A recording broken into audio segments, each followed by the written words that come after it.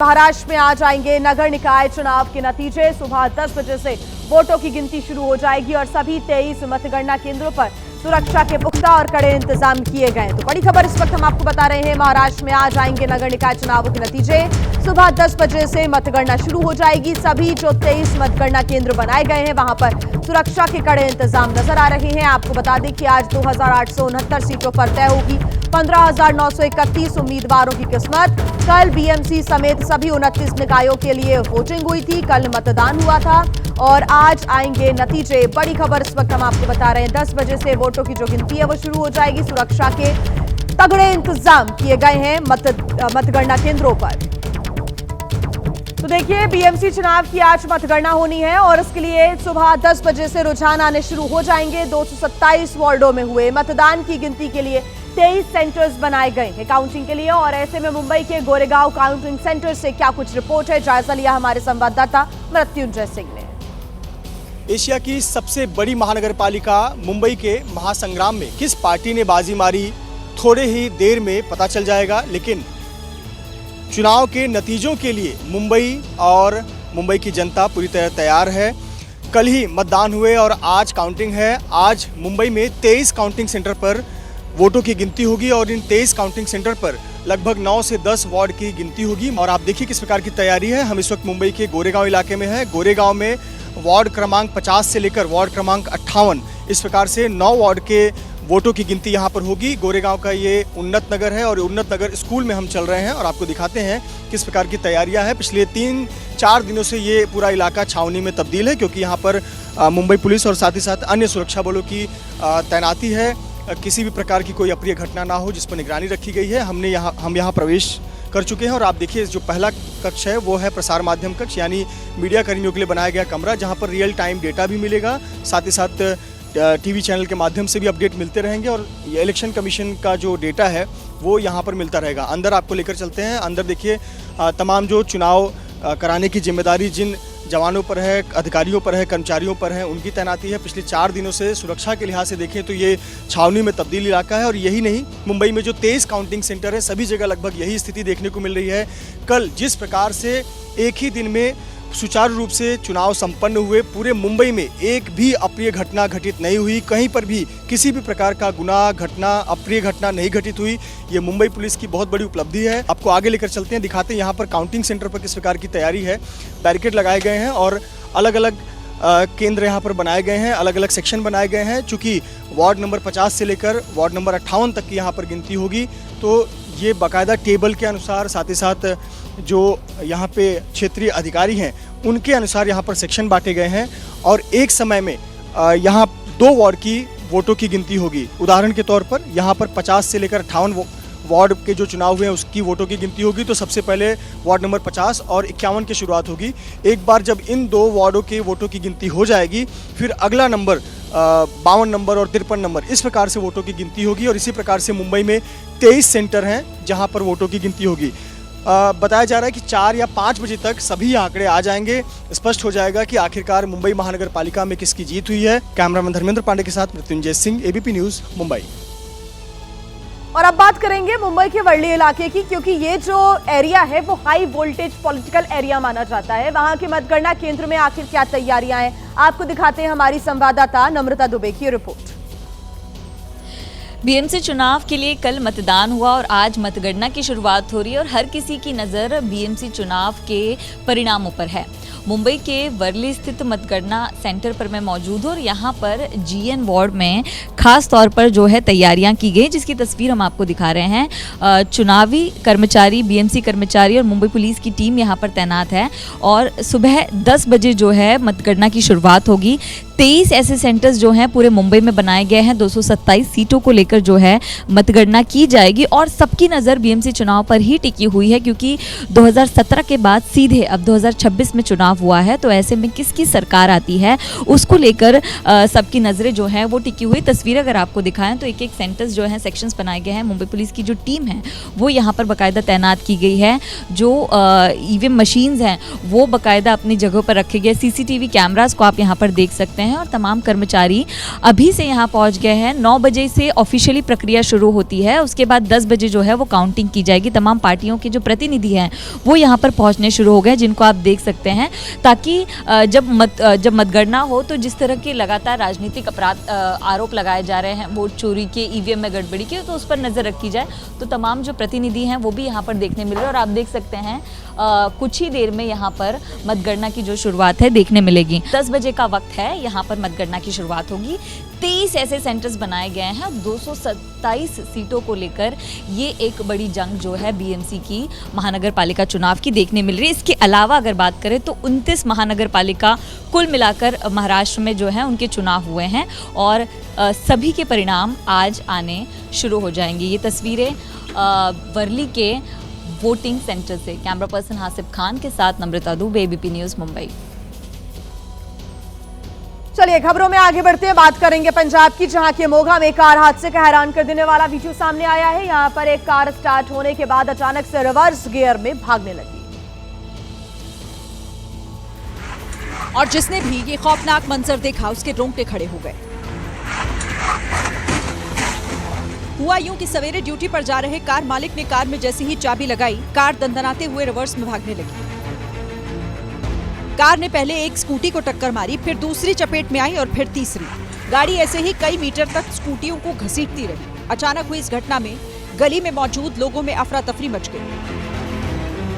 लोग अपनी अपनी जान बचाने के लिए भागते हुए नजर आए। थोड़ी दूर जाकर कार एक दीवार से टकरा गई, जिससे उसकी रफ्तार थम गई। कार मालिक ने कई बार गाड़ी को रोकने की कोशिश की, लेकिन बेकाबू कार थमी नहीं। रोंगटे खड़े कर देने वाली ये पूरी घटना गली में लगे सीसीटीवी कैमरे में रिकॉर्ड हो गई। गनीमत रही कि इस हादसे में किसी का भी जान माल का नुकसान नहीं हुआ। देखिए, नोएडा में चेन स्नैचर्स का जो आतंक है वो रुकने का नाम नहीं ले रहा है। ताजा मामला सेंट्रल नोएडा की एक सोसाइटी के बाहर का सामने आया है। आरोपी अब भी पुलिस की गिरफ्त से बाहर है,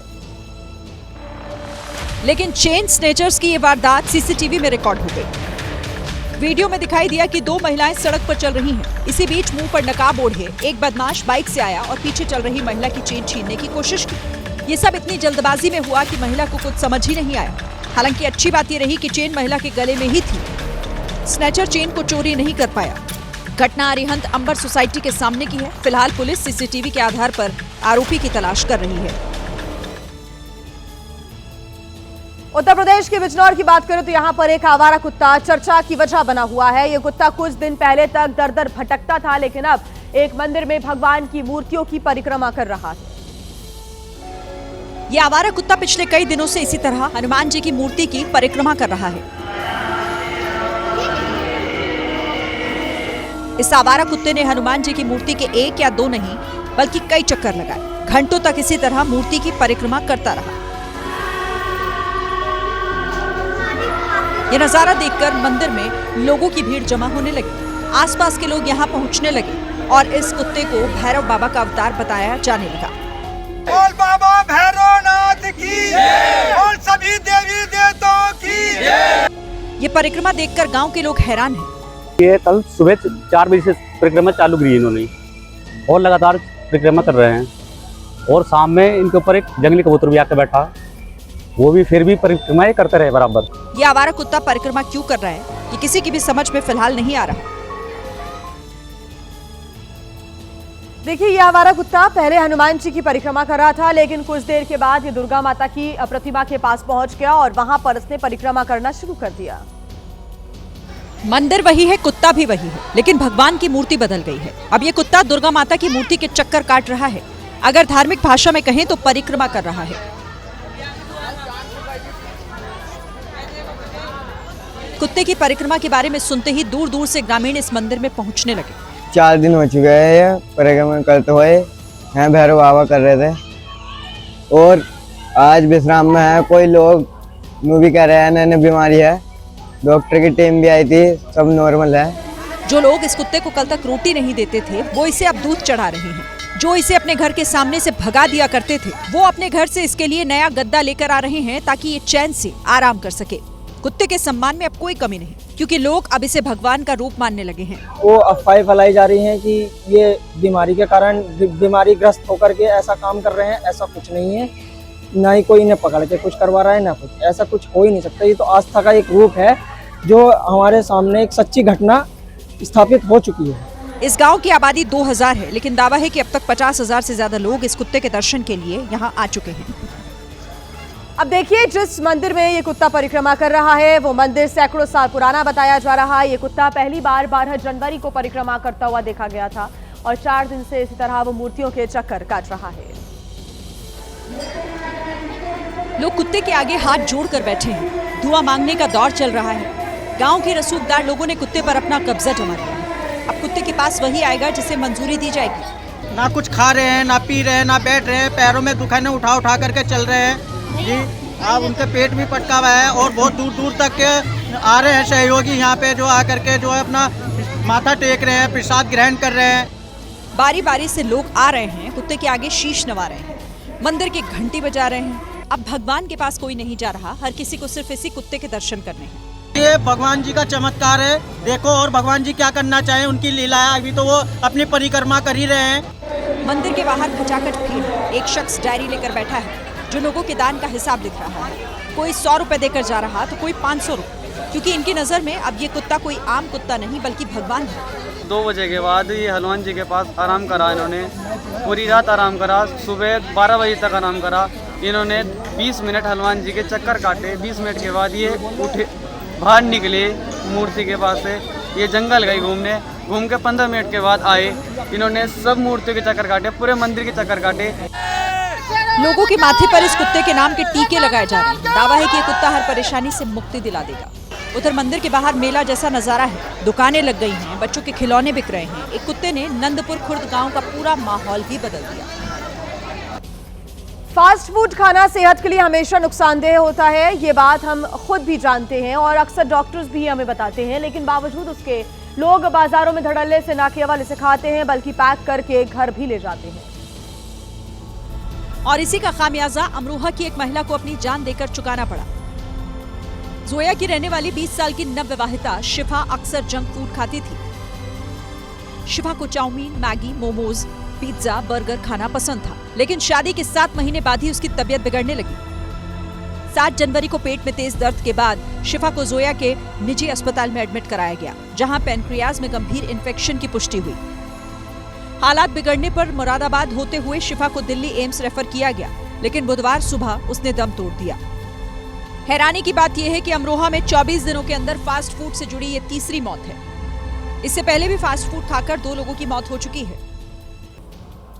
बात करेंगे वाराणसी की, जहां के मणिकर्णिका घाट में इन दिनों निर्माण कार्य चल रहा है, लेकिन इस बीच एक वीडियो वायरल हो रहा है जिसमें दावा किया गया कि बुलडोजर से अहिल्याबाई होलकर की पुरानी प्रतिमा क्षतिग्रस्त हो गई है।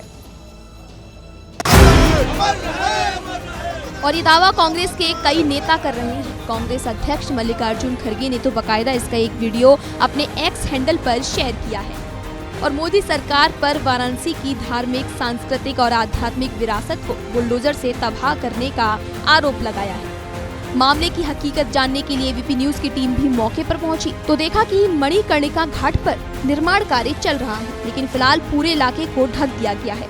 फिलहाल निर्माण कार्य जो है यहाँ का रुका हुआ है और इसी जगह का वो वीडियो वायरल हो रहा है। देखिए, ये बालू से अभी ढका हुआ क्षेत्र बताया जा रहा है। हालांकि डीएम ने कहा है कि मूर्तियां दोबारा स्थापित की जाएंगी।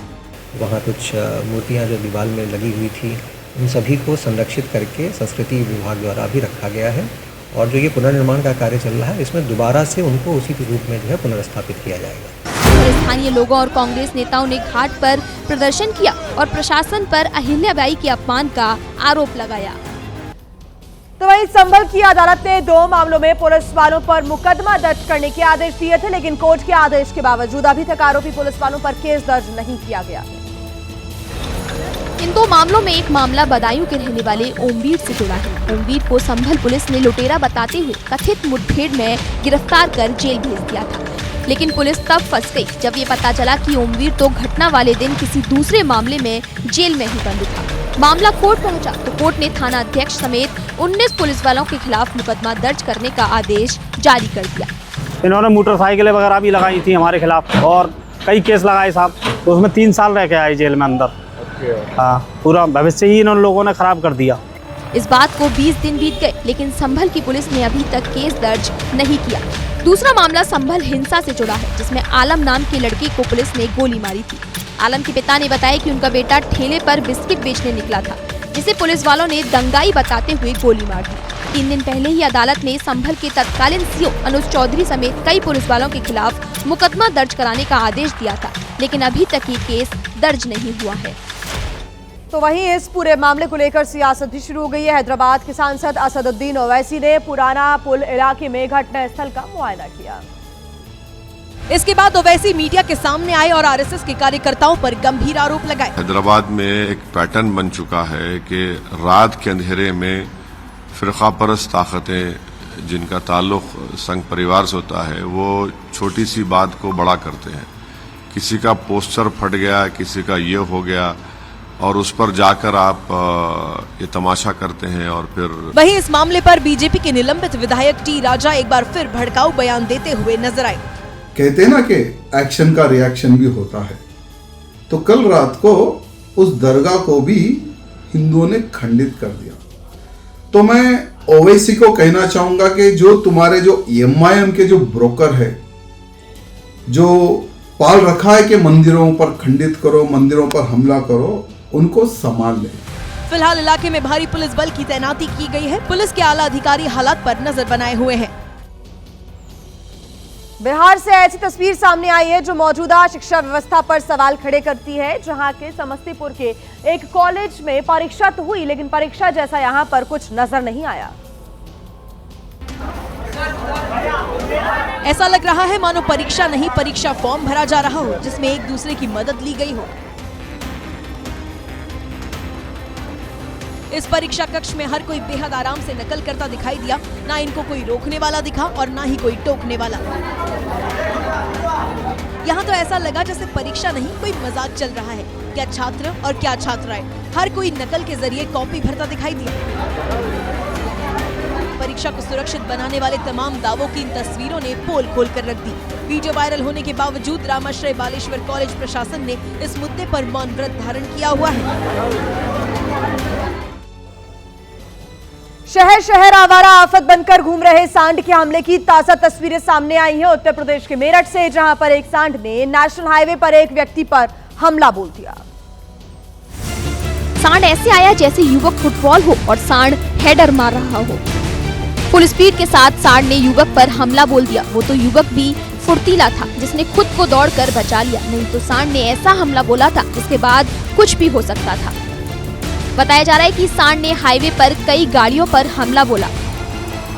सांड के हमले से घायल रेस्टोरेंट के मालिक धीरज राठी को अस्पताल ले जाया गया, जहां उसकी पसलियों में गंभीर चोट की पुष्टि हुई है। बात करेंगे राजस्थान की, जहां के जैसलमेर में तेल चोरी करने वाले गैंग ने जमकर तांडव मचाया है। नाकाबंदी तोड़कर भागे गिरोह के सरगना को पुलिस ने कई किलोमीटर तक पीछा कर गिरफ्तार कर लिया। न ये कोई हादसा है, न ये किसी फिल्म की शूटिंग, ये माफियाओं के खिलाफ पुलिस का एक्शन है। आरोप है कि जिस कार को टक्कर मारी गई उसमें तेल चोरी गैंग का मुखिया बैठा था, जो कि ट्रांसफार्मर के तेल को अपने गुर्गों के साथ मिलकर चुराता था। पुलिस ने जब इसको पकड़ा तो ये फिल्मी स्टाइल में नाकाबंदी तोड़कर फरार हो गया। पुलिस भी साय की तरह इसके साथ चलती रही। 50 किलोमीटर बाद आखिरकार टक्कर मारकर सरगना समेत 3 आरोपियों को गिरफ्तार कर लिया गया। और देखिए, रेलबाजी के लिए कई नौजवान अक्सर हाईवे पर जानलेवा स्टंट करते हुए नजर आते हैं। स्टंट दिखाने के चक्कर में कई बार खतरनाक हादसे भी हो जाते हैं, और ऐसा एक दिल दहला देने वाला हादसा हुआ है, जो कि सोशल मीडिया पर भी इसका वीडियो जमकर वायरल हो रहा है, जिसमें बाइक पर खड़ा होकर टशन मार रहा स्टंटबाज मुंह के बल सड़क पर गिरता दिखाई दिया। अबे! यह हादसा तब हुआ जब ये लड़का स्टंट की रिकॉर्डिंग करवा रहा था। स्टंट के दौरान वो दोनों पैर बाइक की सीट पर रखकर खड़ा था, तभी बैलेंस बिगड़ गया। अबे! हादसे के चंद सेकंड पहले इस बाइकर ने पहले अपना हेलमेट भी उतार दिया था। वो तो गनीमत रही कि ये सिर्फ सिर के बल सड़क पर नहीं गिरा, नहीं तो इसकी जान जा सकती थी। अब जरा इस सन की बाइकर को देखिए, फुल स्पीड में स्टंट दिखाकर हीरो बनने चला था, लेकिन जीरो बनकर रह गया। ये पूरा हादसा बाइकर गैंग के दूसरे सदस्यों के मोबाइल में रिकॉर्ड हो गया। ऐसे बाइकर अपनी जान तो खतरे में डालते ही हैं, सड़कों पर चलने वाले दूसरे लोगों के लिए भी ये किसी आफत से कम नहीं है। देखिए, सोशल मीडिया पर फेमस होने के लिए कुछ लोग सड़कों पर ऐसी हरकतें कर रहे हैं जिससे न केवल ट्रैफिक नियमों की धज्जियां उड़ती हैं, बल्कि लोगों की जान भी खतरे में पड़ जाती है।